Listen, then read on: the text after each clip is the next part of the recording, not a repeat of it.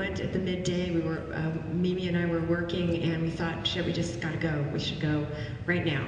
And we went in, and Kathy and Tucker were caring lovingly and gently and kindly and with the most grace, taking care of Bob, seeing to his needs. And we walked in and we blah, blah, blah a little bit, and you know, the blah, blah, blah. There's nothing really, words are, you know, they have to be so, it's the most precious time of our lives, so the words can be so few. They're not necessary.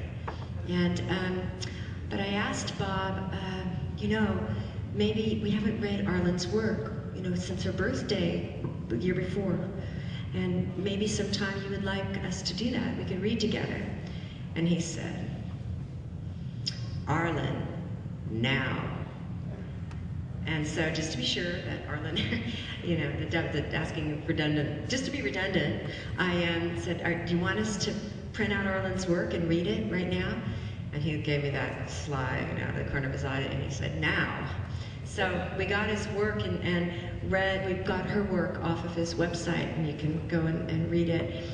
And we read about 20 of her poems, and he just kept saying more, you know, more, and he would not. He didn't say much. But we said, her last poem, it's the last one that we read, is a haiku. It's this is the end of the tunnel, and guess what? There is a little light. Sweet. Those are her last words to him. And you know, they were really woven together. Bob of Arlen, you know, Bob of Arlen. Oh, the Bob of Arlen. And because there is that part, you know, there's this little boy, this part of him that really gave over to her and to the love and the mistress of, and I think he greeted his death like that beloved, the mistress, and allowed Arlen to be the thread, the words, to carry him from this life into whatever it is. It's, you know, that we'll get to find out soon enough, probably. There was nothing more pure for Bob than her and their love. And so the last words on Bob's lips, the last words he uttered were, I love you. And that isn't like I love you, Val, it's I love you. And that was his poem. You know, there's that